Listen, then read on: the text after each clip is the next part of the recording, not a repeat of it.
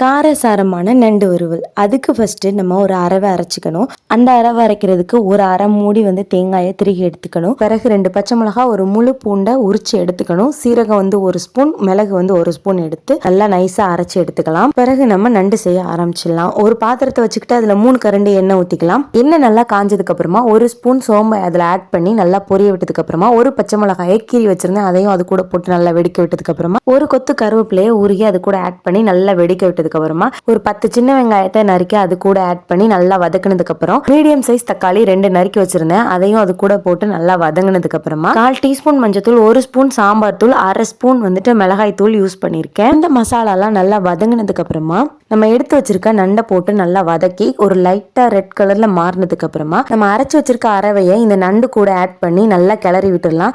தேவையான அளவு உப்பு போட்டுட்டு நம்ம அரவை அரைச்ச தண்ணியை இது கூட ஆட் பண்ணி நல்லா கொதிக்க விட்டு அந்த தண்ணி வத்துற வரைக்கும் வெயிட் பண்ணலாம். தண்ணி வத்தினதுக்கு பிறகு மசாலாலாம் ஒரு சேர நல்லா கிளறி விட்டுட்டு கொத்தமல்லி தழை தூவி இறக்கிடலாம்.